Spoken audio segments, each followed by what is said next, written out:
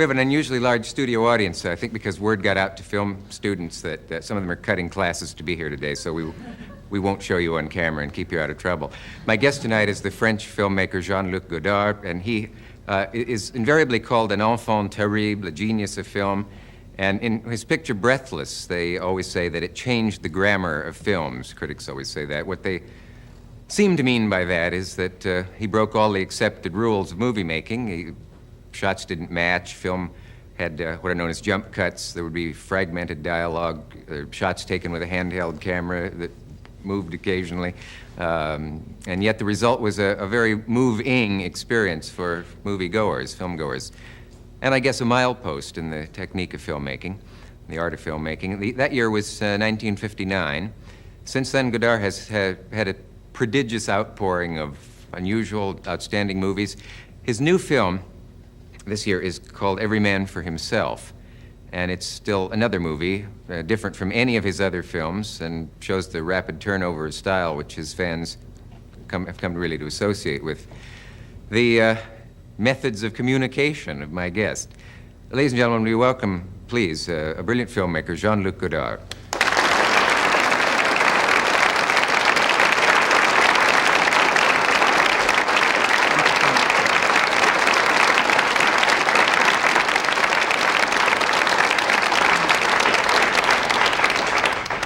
Mr. Godard, the word comeback has been used about this film. By that, I guess I mean it may be the first, what you might call, commercial feature that you've done in some time. Does that word comeback offend you, or in any way? You see it that way? In a sense, because I never went away.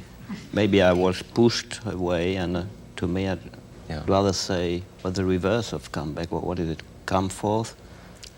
Or go forth? Or continue. Just continue going on, yes. Yeah. Yeah, so it isn't in your sense a return to something.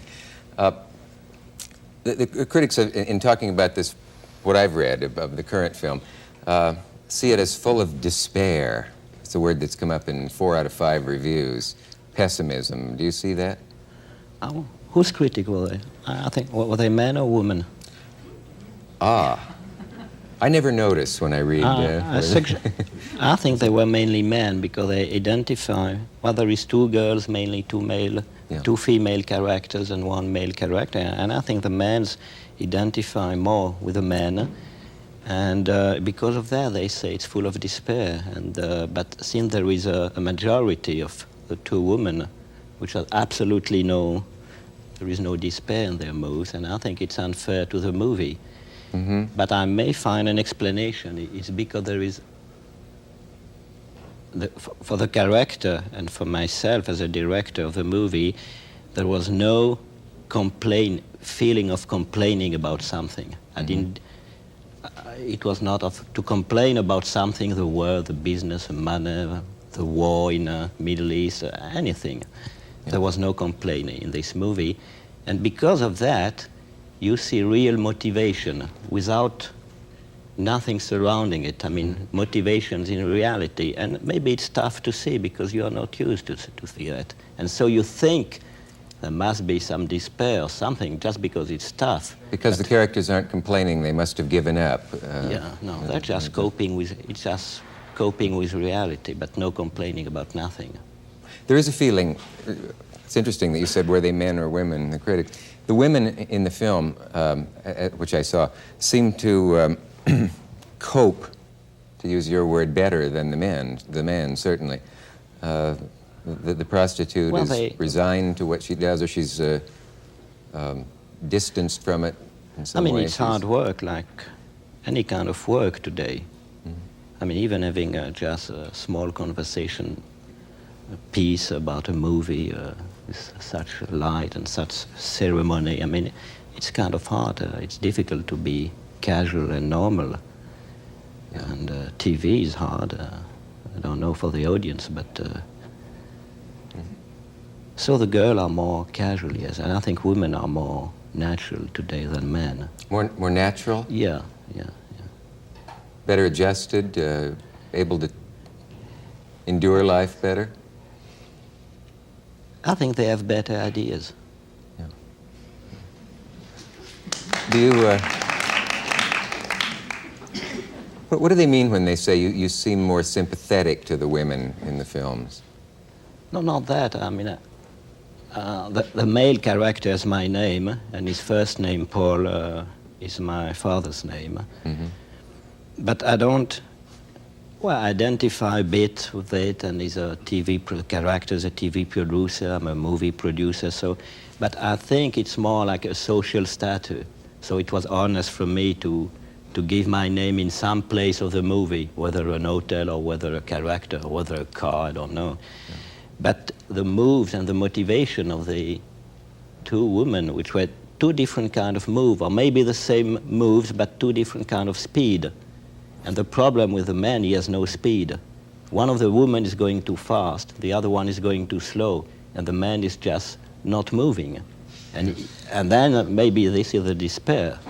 Uh-huh. But there is direction with the two other ones. And it's more, and to me, there is more autobiography, you say, mm-hmm. in the two women character. I never hesitate in none of my movie, even in the first one with Jean Seberg. She was an American girl. I gave her my lines. And very often I have problem with the actor because they are obliged to say my lines, not Shakespeare line, not an objective line, but my lines. And very often, because it is women, they object because they feel. But I think I'm just giving the lines to the actor when I think it's right, whether it is a man and or a woman. What do you do with the actress who says, but a woman wouldn't say that? Well, now I think maybe if we have a good relationship, maybe a difficult one, but a good, maybe I listen a little more, and maybe I think that my lines are not so good, but maybe there is good enough, well, let's work it more. Let's study it, and maybe we'll discover something. So you're not the sort of director who would say, this woman would say it, or wash up and get out? For example, I always try that at least, for example, in I wanted because in the call girl business, very often the girl names are not theirs. They're afraid to give their real names. Mm-hmm. So I ask Isabel, do you accept to give your real names, first name Isabel? And the way she's saying it, because it's a real name, we understand it's a real name. She's not like the other girl saying, my name is Marilyn or Natasha or Claudia, you know, those kind of fancy names. Mm-hmm. Shawanda. Yeah, I mean. There's another thing I'd like to, that seems to be always said about you, I'd like to hear you talk about, and that is that they always talk about distance, that you keep your characters emotionally distanced, or you keep the audience at a distance and intentionally, not too close, not too emotionally. I think much less now. I think I'm coming more closer now. Less distance. Really? Yeah. I mean, I think so. And maybe if these pictures were fairly successful, I think it's because of that. Mm-hmm. But sometimes, I mean, to look at things, you have to go very far to be, well, to have the possibility of taking a look of it. If you go too close, like in advertising, I mean, you are so close to the products, you don't see anymore. That's why you have to name it, because you don't see nothing. So you just name it. But if you, I mean, sometimes you have to go, even in a love affair, sometimes you have, well, to put some distance to discover the love again. I think in making a movie which has to do with the distance, the way the distance, the camera has to be from what you are. Yes. Maybe I was too close in the beginning, then I went too far, and now it's more, there is more justice. Yeah. Sometimes in the middle of a scene, you will cut completely elsewhere to some other place, but the voice keeps going. There's an example in this film where during an intimate scene, you suddenly cut to the people on the street, but the scene, you keep hearing the scene, but you're seeing something completely different. Shoppers, people passing, and then back. Yeah, but to me there is no real difference between image and sound, they are just tools, and sometimes, I mean, as I say, even if it looks a paradox, you have to listen to the image and to look at the sound, if I may say so, and to use it more like in the music or in the painting. That's funny because in movies you ask to movies a certain amount of things which you never ask to poetry or to paintings or to music. I wonder why. I don't know, but it has to do with something that a reaction people have to your films. They'll say, I liked it, but I didn't really enjoy it, or I knew I was seeing something good, but I didn't understand it. I wish it could be, but I mean, we live in a difficult society. I wish it could be, and I will try harder because, but it's not so easy. I mean, the audience has to do something too. I mean, very often, just take, I mean, an ordinary people working in, I don't know, in an office, something, he's going, or someone who is selling, let's say, a hamburger. Well, from what we know about hamburger, it's not very good. Well, when he's going to a movie, whether to see a movie of me or one by Steve McQueen, he's asking the best. But he doesn't relate. He's asking to the fact that 8 hours a day is delivering a really awful piece of products. And so why Steve McQueen or me shouldn't do the same? Why not? And the audience should think they have a responsibility in the making of movie, or much more a responsibility in the making of TV, because they are making the TV. I remember a quote from CBS head saying, he was laughing because he said, people think we are producing programs. Well, only in second. First, we are producing viewers. Producing viewers. Producing, téléspectateurs. Yeah. You were speaking about speed earlier. We have a clip from A Man for Himself, and it's a controversial point in this present film because you use slow motion in a way I found unusual. And I'm glad. Yeah. Certainly not a cliche.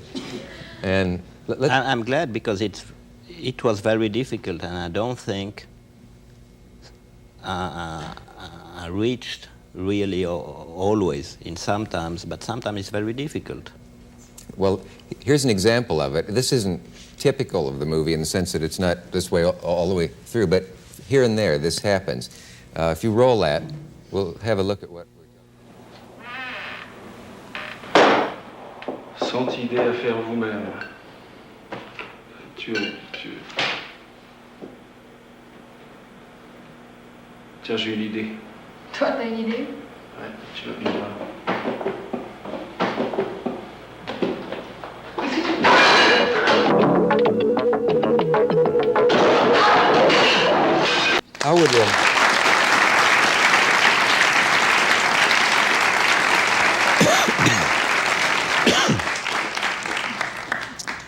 How would it have been any different if you had just decided to have that at the normal speed?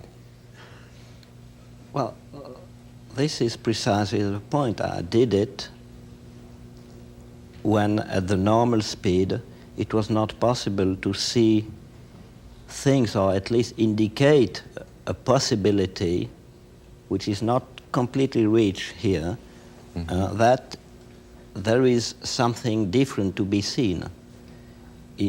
For example, they were fighting together, but you had to indicate they were still in love together. And if you slow down, and with an analysis projector or in the editing table, but slowing down not so the machine is stopped and then you forget, to slow it down, just to have the time to look, to have a look, to take your time to look at what you are doing. And then you discover that these movements, it can be whether a jab or whether a caress. Mm-hmm. And then, well, probably I was not capable enough of doing it completely. The shot is too long, maybe should be a change of angles and different timing. So, but I kept it that way because it was an indication. They want to love each other, but the only way they want to love each other, the only possibility is by is touching themselves through jabs. And well, so you indicate the audience there is a possibility mm-hmm. that moves are changed, and you don't. So you use it. Yeah. Yes, what would have been a very violent motion is sentimental somewhat this way, and more. If not, mood. If it was, whether it would be too sentimental or whether too violent, mm-hmm. and it had to be both together. It's interesting that you're not entirely happy with the results. That you're not, on sure this one or not. Some other time, yes. On this one, no, uh-huh. no. Yeah. But then you have to think it before. It was only because I was working in the movie, and the techniques in movie is very conservative. They don't want to link it with video, or the video people don't want to be linked with movie people. Mm-hmm. And then I thought of it later and not before the shooting. And that's why it's still awkward, you see. Uh-huh. And it looks a bit still like a gadget. I mean, it's like in a gimmick. A gimmick, like in a Sylvester Stallone movie or things mm-hmm. like that. Could you clear up something that's a mystery to a lot of Americans? Jerry Lewis, as much as he's admired as a comedian, an awful lot of Americans are in the dark as to why he is so almost sanctified by Europeans, particularly the French, as a filmmaker. Whole issues of Cahiers du Cinéma will talk about he was at a time, not all. Well, but we discovered quite a lot of many people in the motion. We said that Hitchcock was a great movie maker. We said that, for example, I was criticized by the fact that I said that a recent Al Ashby movie was not at all done by Al Ashby, but by the Lorimer Company, or even by the bankers of Lorimer. Hal Ashby, you said yes, the movie was made by bankers rather than... But those people should understand that it's because of us that they have their name credited above the title. If mm-hmm. at a time, which was 25 years ago, for making our own survival and to try to make the movie we wanted to make, we needed the help of some other people. We needed exterior help. We took it where it was possible. We said Hawks is better than this one. Hawks is a great novelist, as good as Faulkner. Howard Hawks. Uh-huh. We said Hitchcock is a great novelist, as good as Dostoevsky. But it was a help from us. And then we existed through them too.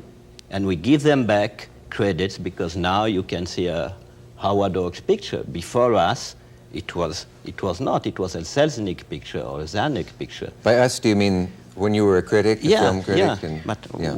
Which I still am. Yeah, sure. And Jerry Lewis, I think, is one. I've seen his last movie, Hardly Working, which is, I think, not appeared here. And to me, he's a great director. He's more a painter, maybe, than a director. He probably doesn't even know. But he's a great, to me, first, he's a continuator of the Harry Langdon and Buster Keaton and Chaplin tradition. He's working with space. He's not tracking like all those so-called modern movie makers and making fancy with a camera. He's just interested in framing. He's a very good framer, like great painters. He has a lot of sense of geometry. To be a comic, you have to be very capable in geometry. Mm-hmm. And today, I mean, his last picture, Hardly Working, even the title is very honest. Yes, it's difficult to make a good picture. Yeah. And he knows. And I think he should be supported, and I'm one of his supporters. Mm. But most people don't go to movies to see framing and technical ingenuity. Yeah, but they want to laugh or be entertained. Yeah, but they or, receive picture through that. Yeah. Do you also find him funny? Very, Yeah. very. If not, no. I think Yeah. it's very funny. Even when it's not funny, it's more funny because it's not funny. Well, I know he thrives on and enjoys the praise that he gets abroad, and it's somewhat mystifying to America, although he's, of course, been a huge success here, to find intellectuals praising him in European for example, he has a lot learned of magazines. I think he has a great idea for his last movie. He was obliged to try to do it in Sweden. I don't know if he succeeded. It was the day, title is The Day the Clown Cried. And it's a picture about in a Nazi concentration camp. They were using a clown to make the baby laugh when they were going in the gas chamber. I think it's a beautiful idea. Yes, you're referring to a film that I think it's never been released in this country. It has not even been produced up to now. He has problem. Oh, it's not finished? No, it's not finished. Uh-huh. He was obliged to go in exile. I mean, always, it's a good sign when good people go in exile from their country. It means there is something good in them. It's a good sign, is it? It's a good sign, yes. Yeah. Say, who does the subtitles for a film of yours? How does that get done? This one were very carefully taken care of. They were done by Charles Bukowski, the American novelist, which is not very well known in America. That's right. That's right. Yeah.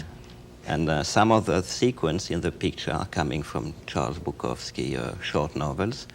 And they were worked again by two friends, which are Barbet Schroeder and Jean-Pierre Gorin, who are French movie maker who lived here. So I think the subtitles, for once, are quite good. This is just an aside, but I just wondered how important spelling is to you, because there's one moment when there's only one word in the subtitle and it's spelled wrong. Despair is spelled D-I-S in the... Well, that's... I thought maybe it was a pun or something. I don't like subtitles very much. I wish sometimes there would be just a presentation, an introduction to, for example, I wish someone like Norman Mailer would like my movie and would feel he'd like to introduce it to the American audience. Right there on the screen. Or a presentation, and maybe after a subtitle or a dub version, but first a presentation, an introduction. Let me introduce, and he'll speak and comment the way he wants. On film, on the screen? Well, on film, on screen, yeah. That would be interesting. Yeah, I think it's a third way to do it, which I'll try to experiment on one of those.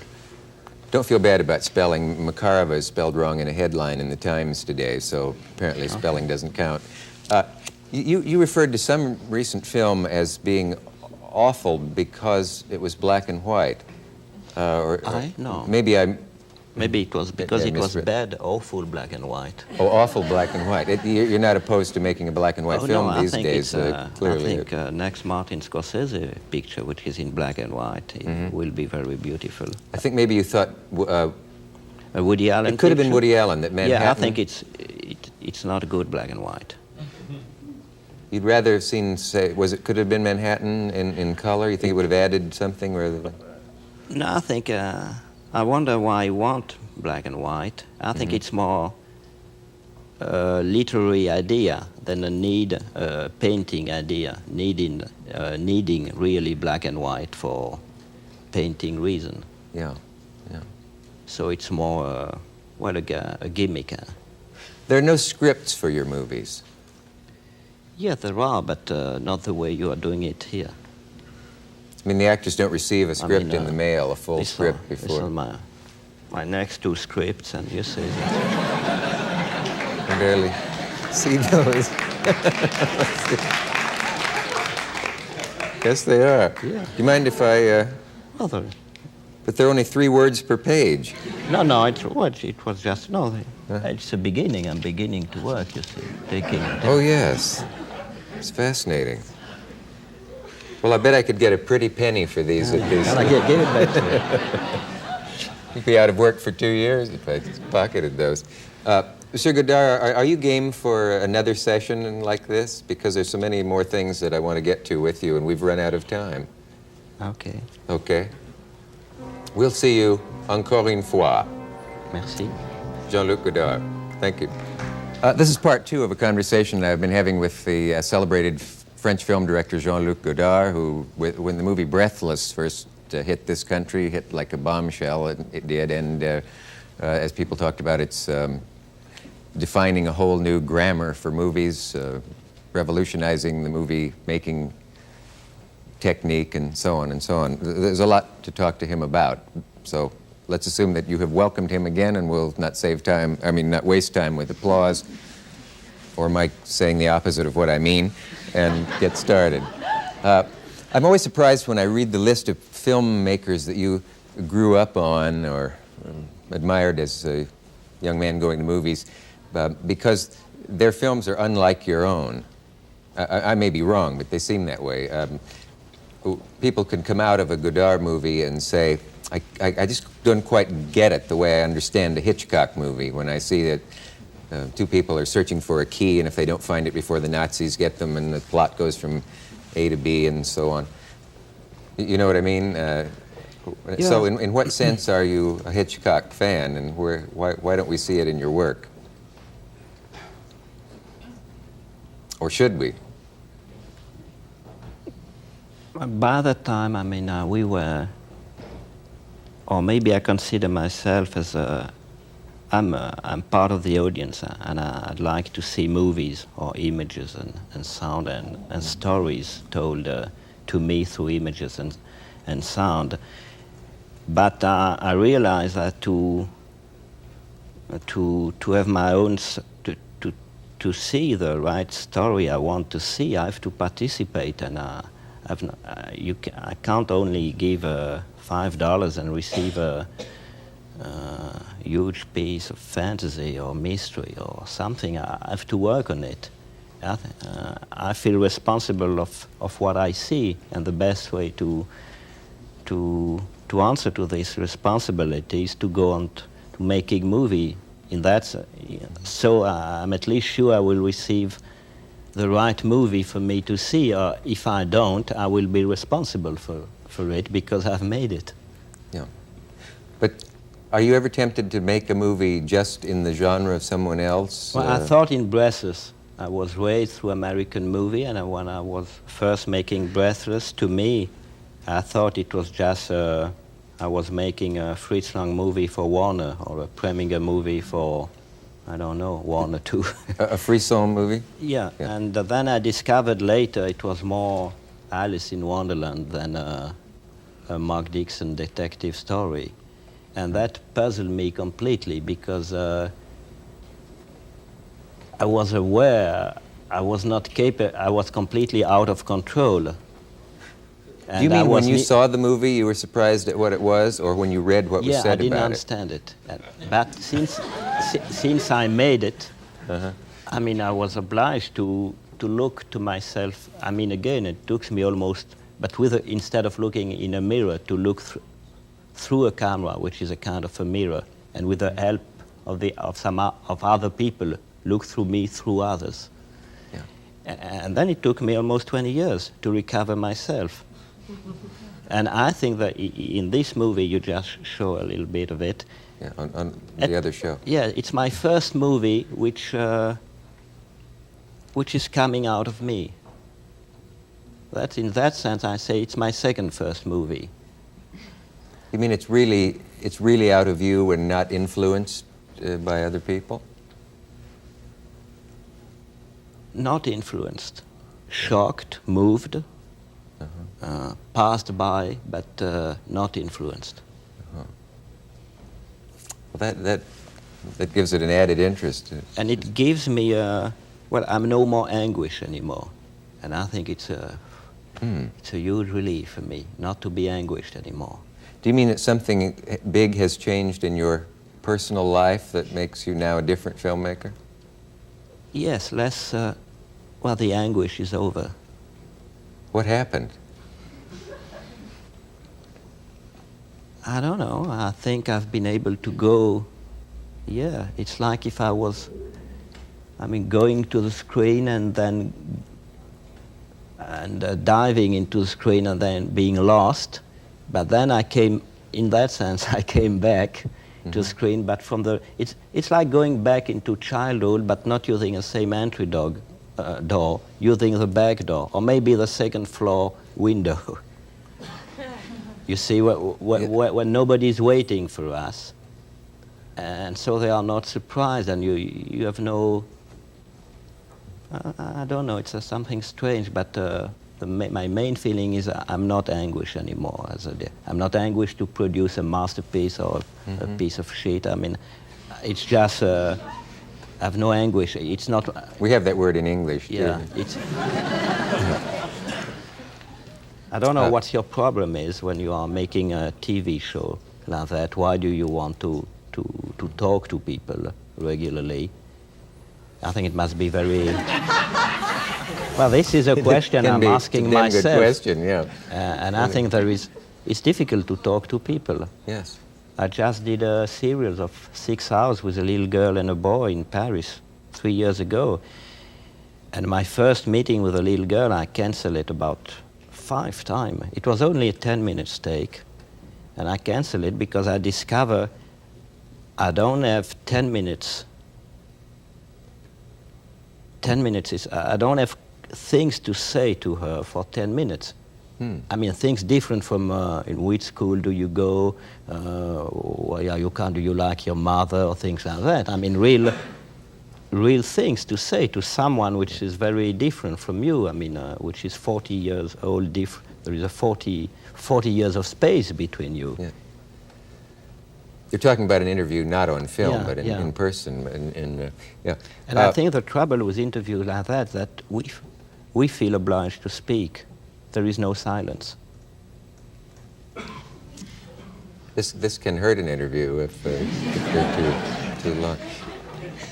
Speaking of that, in the movie Breathless, one of the characters says something like, "What is your life ambition?"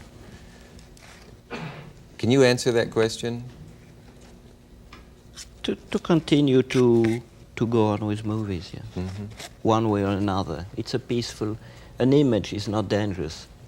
All the world is afraid of images. Afraid of images? Images, yes. And I said it, I'm sorry, but I said it to some newspaperman, so I hope it will be new to you, but I was wondering why, for example, to see the difference between the image on TV and on a movie. Well, ask to your president, for example, why a president is willing to go on TV, his image, and is not willing to go on a feature, whether playing a character or whether playing itself. The President of the United States? Yeah, to go into any president of states. Why? Why would he not make a film in which he plays someone else? I think it will be, if Carter, the only way, or Jim Anderson, if he wants to be elected, it's to produce quickly a picture, him as a president, or just Jim Anderson as the average American. A good movie, he will be elected. Yeah. But I think he will not do it because he is not interested in the truth. He's just interested in power, which is different. And you think you might see the true man in a film? I think if movies are still successful, whatever the support is, tape or disc or, I don't know, crystal in 10 years or in 100 years, I don't know. It's because movies are strongly related to our feeling of truth. And even in TV, I mean, the only very successful things is movies. 60% of the TV success, it's because they show movie. Because to make a movie, it takes 1 year at least. Yeah. Whether it is a beer or a rock picture or a pornography, it takes at least 2 or 3 weeks for 1 hour. Here, for half an hour, it takes only half an hour. And this is why it has nothing to do with truth. However, a lot of American television is made very fast. The dramatic stuff is done in a matter of days. But the idea of a president being in a film, it's a wonderful idea. Or maybe a terrible idea, but I'd be glad to have... But why, in your opinion, would he be afraid? Why? It is just an image. Why would he be afraid Because- when he's not afraid of the same image on TV?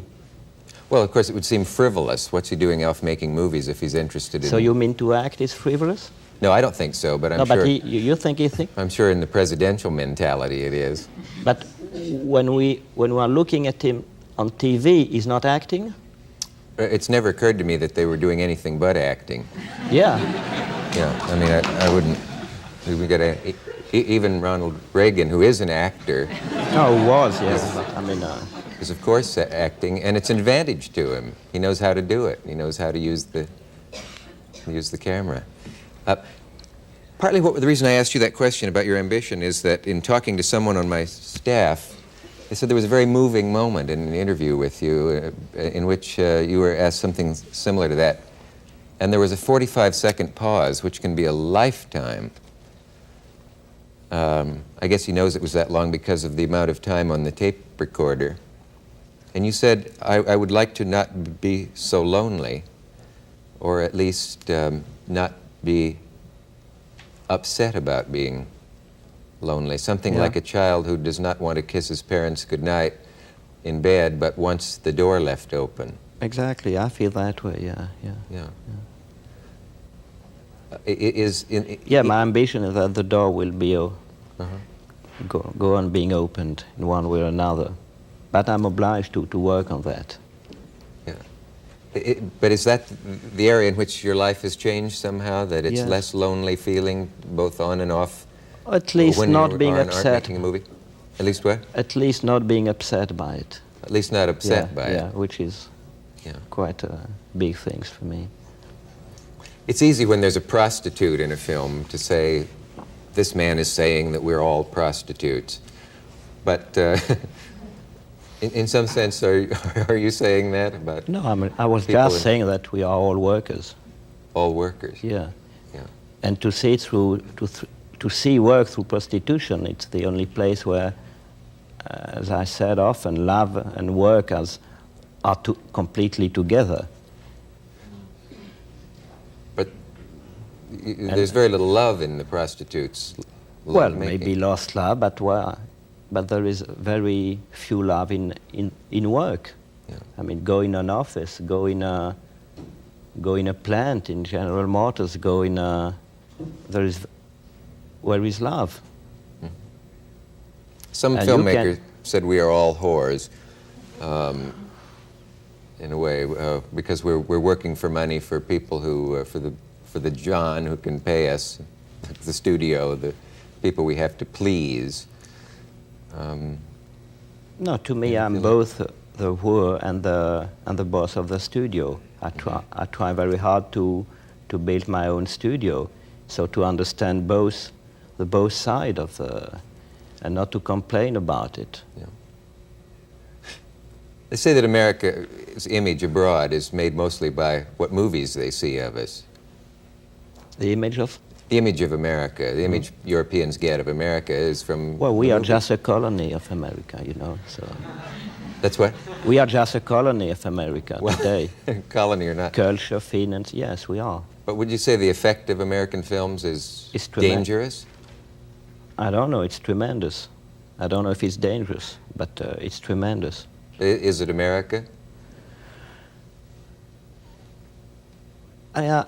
It's a question I'm asking to myself, why American pictures are so popular all around. I mean, after all, the Swedish pictures are not so popular around, maybe in Sweden, but not necessarily in Switzerland or in Portugal. Or, and why American can go in any country and the audience is opening the door. I wonder, there must be some good things in it. I don't think that way. And, but it's a mystery. You don't see good things where other people do in American films? Yes, quite a lot. You are the only ones who invent stories. You have a huge, a tremendous capacity of inventing stories. Just you don't care about who receive it and the way you receive, but you go on inventive. That's very strong, and I think that's why America, even when it's very weak, when the dollar is very weak, it is still the strongest from its weakness. There is a mystery about that. The film world is abuzz because of the fact that you're going to work for and with Francis Ford Coppola. With. With. Yeah. Yes, let me correct that. You said somewhere that you were very fond of The Godfather, but not of Apocalypse Now. That interests me. I think there was not enough money in Apocalypse. What? Not enough money? No, it was, 40 million in a picture. That was only what was the payroll of American embassy in Saigon for one afternoon. Oh, I see. So, if he was going on the money way, it's not $4 million, which is not enough. It was maybe $40 billion. Then he can maybe reach what was the American war in Vietnam about. Mm-hmm. And if not, if he has not $40 billion, then he better do 2 or 3 million pictures. I'm almost certain that I see the point. I'm sure you do. Yes. That reminds me of... It's not a question. Very often in picture they oppose art to money. Mm-hmm. And very often people think they try very hard. They think of themselves as artists, and they try very hard not to be linked with money, to be separated, to be independent from money. I don't think so. Art is not independent from economy. But on the reverse, economy is not independent from art. I remember speaking with, being invited with Mr. Blue Dawn, the head of Paramount and Girlfriend Western, and I said that to me, you are not independent of art, Mr. Blue Dawn. He said yes, and we went into his dining room, and it was full of Picasso and Renoir. Yeah. Obviously, he was not independent from art. Do you assume that he put those there, or that the designer did? Well, nevertheless, they were there. They were there, yeah. So it was no need. I mean, art and economy are both sides of the same medal. Mm-hmm. Well, Picasso was not uninterested in money, was he? Of course. I'm not. No. I like money. I think the money things is the only way you can have great fun in making movies. Mm-hmm. To spend money a different way than your daddies has told you. Yeah. And this is very hard. You became really independent when you have the power to spend the money for the movie at your own timing. The way you want to.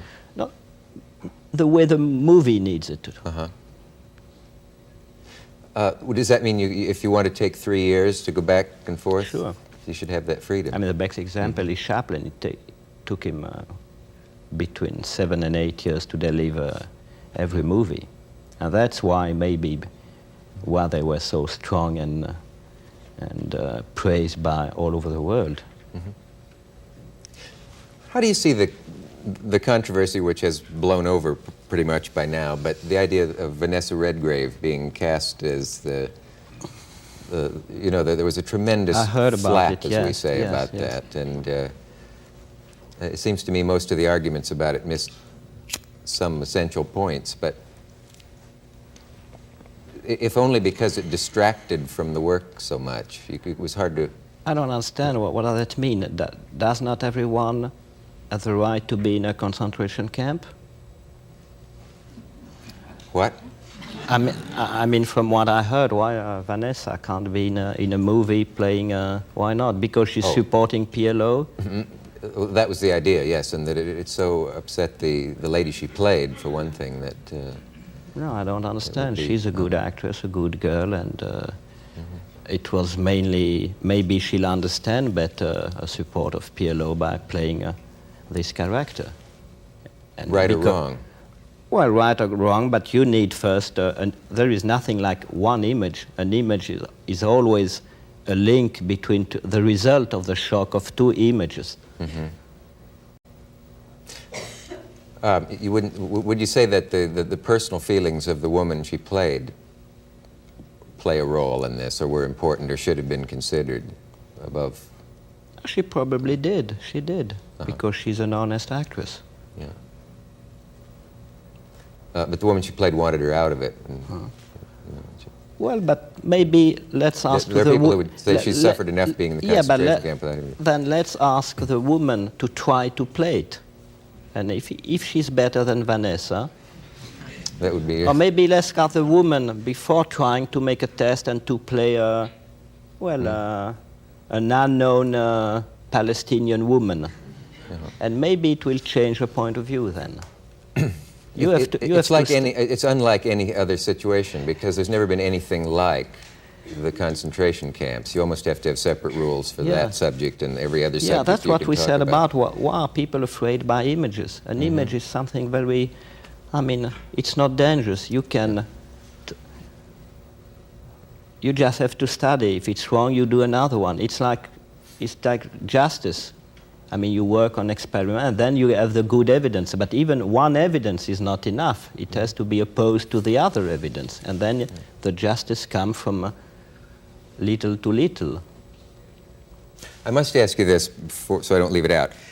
Much is made of your peculiar way of photographing a scene, and there are times when it looks like the camera got loose and wandered away in the middle of a conversation. And you have talked in a way that intrigues me, but I don't understand it, about space, the space between two characters. You talk about Velázquez, the painter, sometimes became more interested in the spaces between people than the people themselves. I don't get it, but I'd like to. Well, communication is being between. So I think to be between is the only way to go to the people. If you start from one point, maybe it's too strong, like in this case between the Jewish woman, the Vanessa case, because it's too strong. You have to start between. And a camera, I mean, this camera is between us. That's because of that we can talk to each other. If not, if the camera just, or I use an image, I mean, to go from one station to another one, you need a train. I think movies are the train, not the station. And I feel myself as being more as a train and less than a station.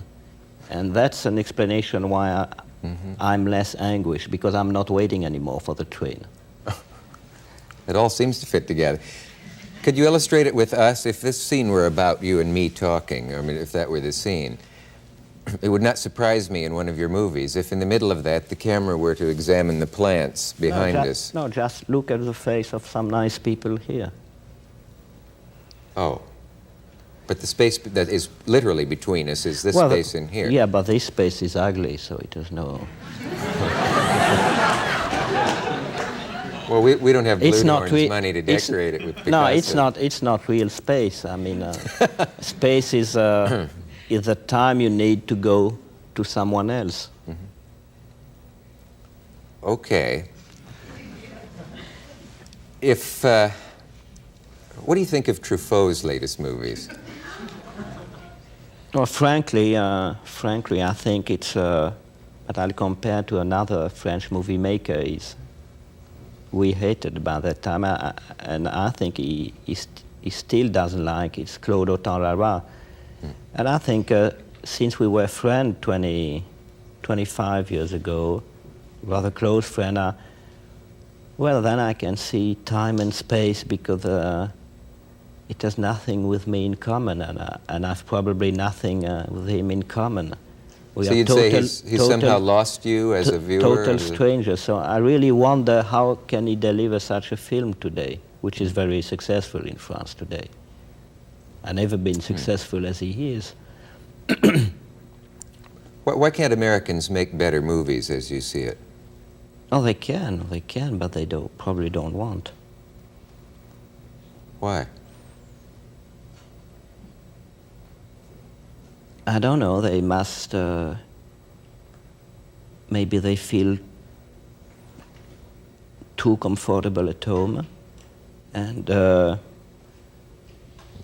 create, you have to go out of your home and to come back maybe, but you have to go out once or another. I mean, and probably they don't want. most of the movie makers. It's my opinion. I mean, they don't need movies. They want to be in the business, which is quite a good reason, because it's an easy business. And but they don't need really a movie to bring to someone else, even to one people.